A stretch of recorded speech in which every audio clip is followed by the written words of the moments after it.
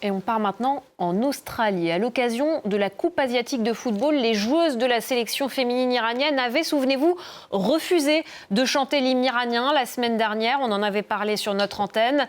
Et bien désormais, dans le viseur du régime, l'Australie se dit prête à en accueillir 5 de ses joueuses. On va retrouver à Sydney Grégory Pless, notre correspondant. Grégory, bonsoir. Le sort de ces joueuses, il avait même alarmé le président américain Donald Trump.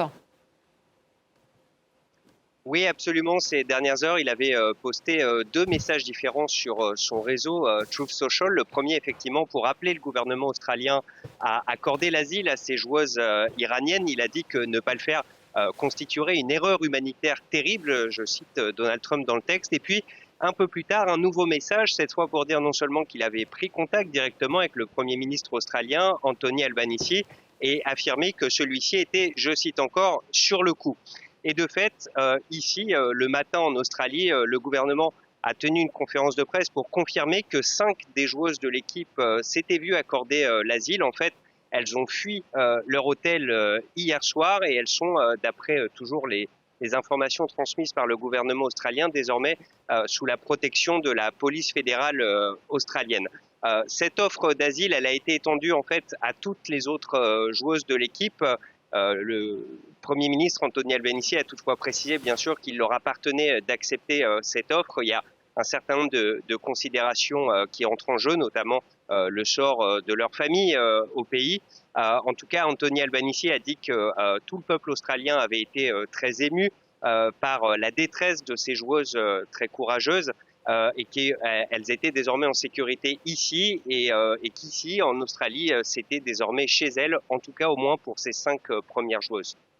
Et en Iran, ces joueuses, elles ont été qualifiées de traîtresses de guerre, Grégory. Donc évidemment, il y avait des inquiétudes autour de leur sort si elles rentraient dans leur pays après la compétition.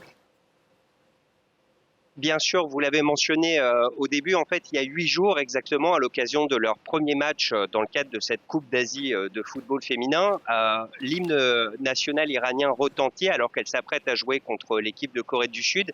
Et là, aucune des joueuses ne chante l'hymne national, un acte de résistance perçu par certains, mais vu effectivement par les défenseurs du régime iranien et certains commentateurs en Iran comme un acte de traîtrise de guerre. Or, la traîtrise en Iran, eh bien, c'est un crime passible de la peine de mort. Et d'ailleurs, certains commentateurs ont appelé à ce que ces joueuses soient très sévèrement punies.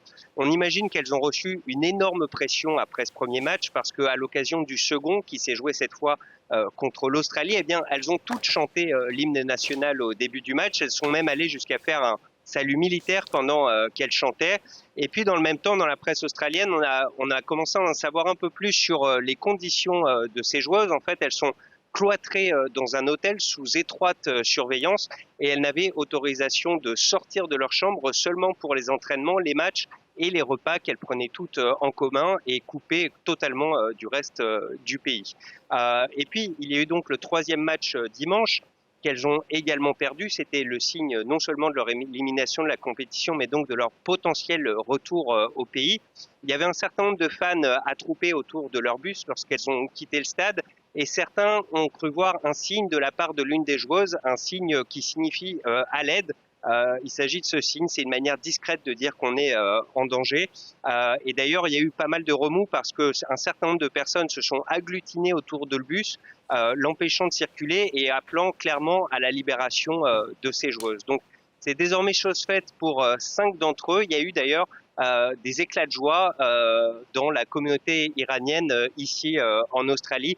À voir ce qui va se passer pour les autres, pour le reste de l'équipe. On parle d'une quinzaine d'autres joueuses qui font partie de cette équipe. Merci beaucoup Grégory Pless en direct de Sydney en Australie. Et on va continuer toujours en lien avec cette guerre en cours au Moyen-Orient. Cédric Ferreira, bonsoir.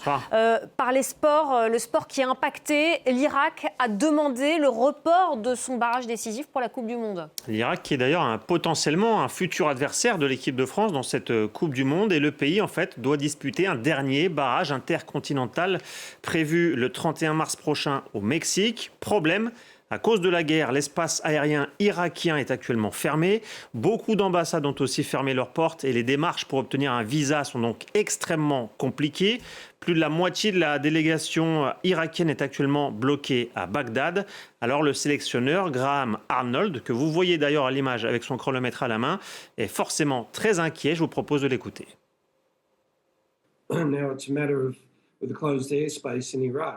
Avec la fermeture de l'espace aérien irakien, ma plus grande préoccupation est évidemment de savoir comment les joueurs vont pouvoir quitter l'Irak. La situation est chaotique en ce moment, notamment à cause des bombardements, des missiles et des drones iraniens qui ont visé Erbil et d'autres villes, sans parler de l'attaque de l'ambassade américaine à Bagdad ces derniers jours. Il est clair que faire sortir les joueurs et leur personnel d'Irak sera extrêmement difficile. Donc la FIFA, qui organise le football international, a été avertie du problème. Selon le journal britannique The Guardian, la FIFA aurait proposé à la délégation irakienne d'effectuer un voyage de 25 heures par la route pour rejoindre la Turquie, avant ensuite de prendre la direction du Mexique par l'avion. Refus de l'Irak et du sélectionneur Graham Arnold qu'on vient d'entendre. Pourquoi ? Parce que prendre la route pour aller en Turquie, c'est passer par le nord du pays, attaqué par des drones iraniens depuis le début du conflit. Très dangereux. L'Irak demande donc le report de ce barrage et presse la FIFA de prendre une décision rapidement, puisqu'on le rappelle officiellement, le match est toujours prévu le 31 mars prochain au Mexique.